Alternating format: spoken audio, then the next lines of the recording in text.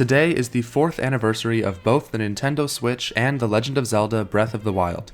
It's hard to believe that it's already been 4 years since the Switch launched, but instead of focusing only on the Switch and Breath of the Wild's launch, I want to take a step back and look at the year as a whole. 2017 was a magical time to be a Nintendo fan. There was an incredible atmosphere of excitement and anticipation throughout the whole year. And I would say that 2017 is the best year Nintendo has ever had. But why do I think that? What makes this year better than all the others? Well, let me show you the magic of Nintendo's 2017.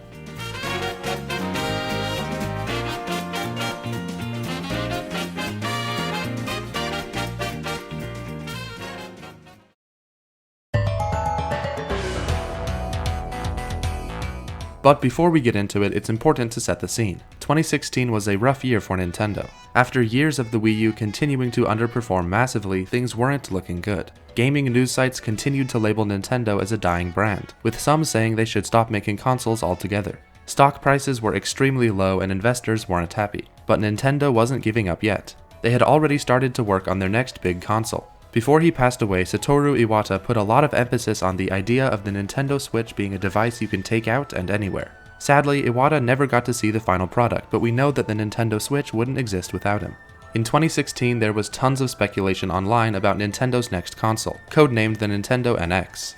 Everyone in the Nintendo community looked to the idea of the NX as the saving grace for Nintendo.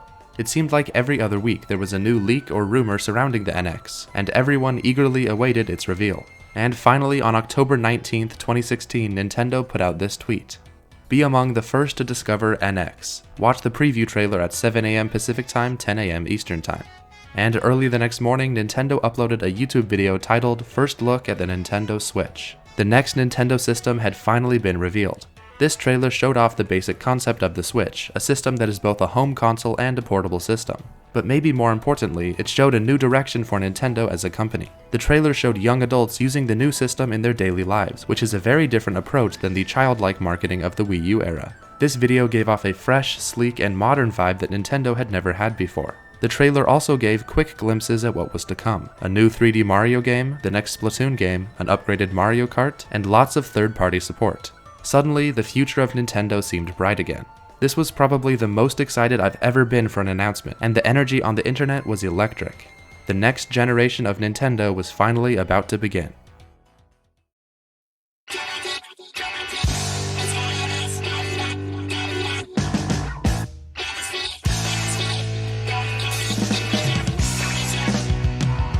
And now it's time to talk about 2017. In early January, the year kicked off with the 2017 Nintendo Switch presentation. At the time, the only information we had about the Switch was that first look trailer, so this presentation was expected to give us the price, the exact launch date, and reveal the lineup of games for the new console. And what a presentation it was. This is probably one of my favorite live events Nintendo has ever made. There was just so much fantastic stuff revealed at this presentation. I mean, we got the announcement of a brand new IP, Splatoon 2, Mario Kart 8 Deluxe, Super Mario Odyssey, and an incredible new trailer for Breath of the Wild revealing that it would launch the same day as the system. But seriously though, this Breath of the Wild trailer is amazing. It's probably the best video game trailer I've ever seen, and it was the best way to end the presentation. Just the fact that the next big 3D Mario and Zelda games would both be releasing in the same year was super exciting. The presentation also revealed new details about the Switch, like new Joy-Con colors and features. And there was still even more revealed, like Xenoblade Chronicles 2, 1-2 Switch, and an awesome software lineup trailer that revealed a bunch of ports. And this was back when ports were still exciting.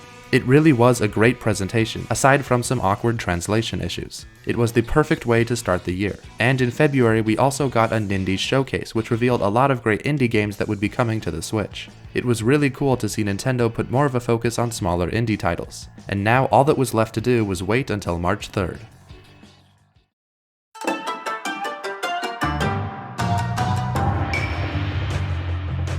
The amount of hype and build-up leading up to the Switch's launch was amazing, and it was so much fun to be a part of. Nintendo finally had some positive forward momentum, and it felt like they were launching into a better future. Everyone was anticipating the launch of the Switch and Breath of the Wild. One YouTuber even decided to wait an entire month to be first in line for the Switch at the Nintendo New York store. This was, of course, Alex C&D, and he made daily vlogs for the entire month. Now, I don't usually watch vlogs, but I watched every single one of his videos right when they came out. These vlogs created a new level of hype for the Switch and really made me feel like I was part of a community. I really just want to thank Alex for making all these videos, because they were a huge part of what made 2017 such a special year. March 3rd finally arrived and the Nintendo Switch launched worldwide. The first few months of the Switch's lifetime were so much fun. Being able to play console-quality games on the go was mind-blowing, and Breath of the Wild was being considered one of the greatest games of all time. I think it was the combination of a new Nintendo system and a new 3D Zelda game that made it all feel so magical. There weren't tons of games available at launch, but Breath of the Wild was enough to satisfy most people. Things were simpler in the beginning. The eShop barely had any games, online was still free for everyone, and issues like Joy-Con drift weren't a major problem yet. It was all positives and it was amazing.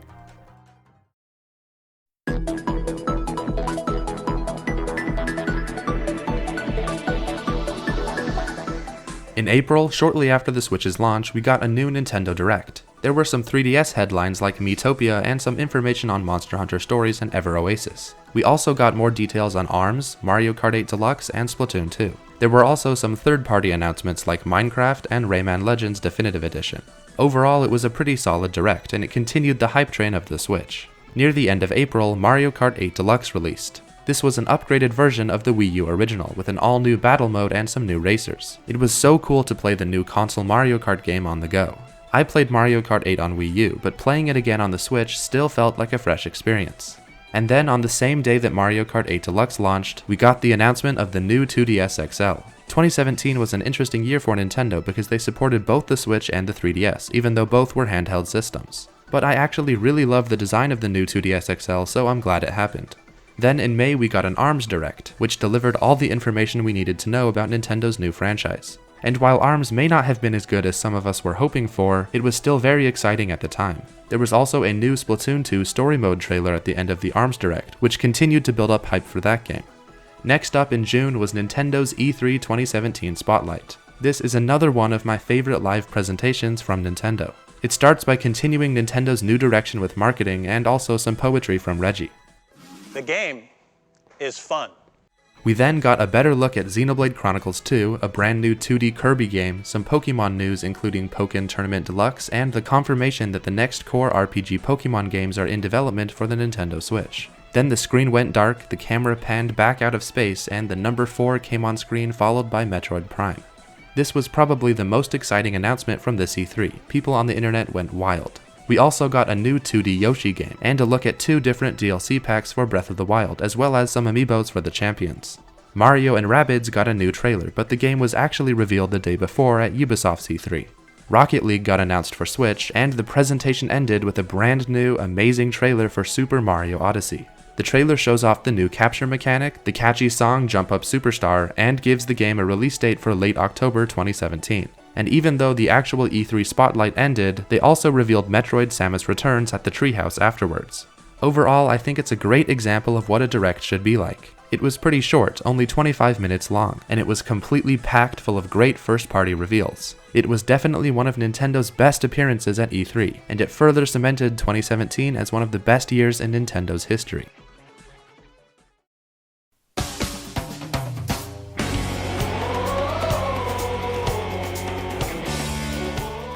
ARMS launched just a few days after E3, and it was a ton of fun. It may have been lacking some content, but it was refreshing to see that Nintendo is still willing to try new ideas. Honestly, the best part of the game is probably the music.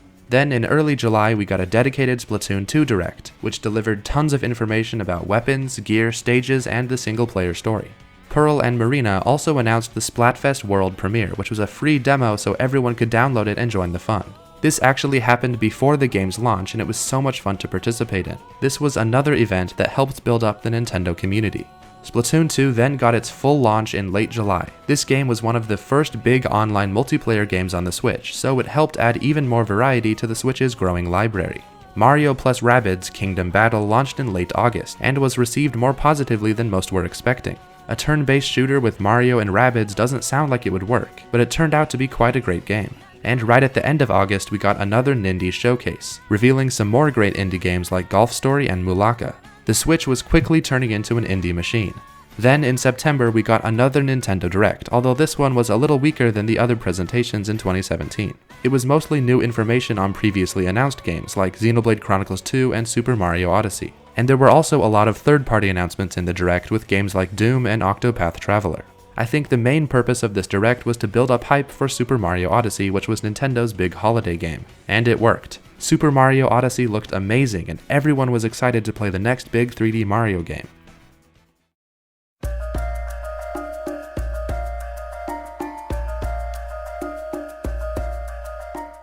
Super Mario Odyssey released worldwide on October 27, 2017 and was met with critical acclaim. It seemed Nintendo had done it again. Fans got their dream games for both Mario and Zelda in the same year. Super Mario Odyssey was a return to the sandbox style of 3D Mario games, and it brought nothing but pure joy to everyone who played it. And I especially loved the launch celebration party Nintendo held for this game, and I hope they keep doing events like this in the future. Then, in November, we got another dedicated Direct, this time for Xenoblade Chronicles 2.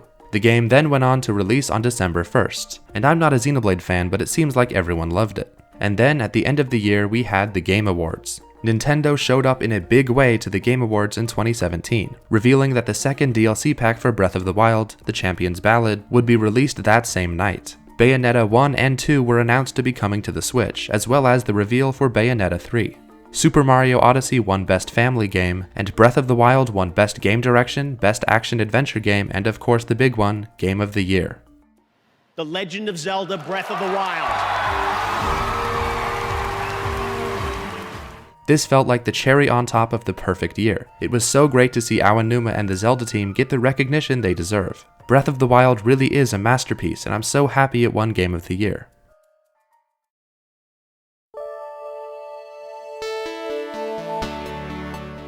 And that's the end of Nintendo's 2017. As I said in the beginning of this video, 2017 was a magical time to be a Nintendo fan. There were so many great games released, exciting announcements made, and of course the launch of the Nintendo Switch. The Nintendo community thrived during this year, and it was so much fun being a part of it. I'll always look back on this year fondly. Everything from watching CND's daily vlogs, playing Breath of the Wild for the first time, participating in the Splatfest world premiere, or enjoying the pure joy that is Super Mario Odyssey. Thanks for the memories, everyone, and I'll see ya in the next one.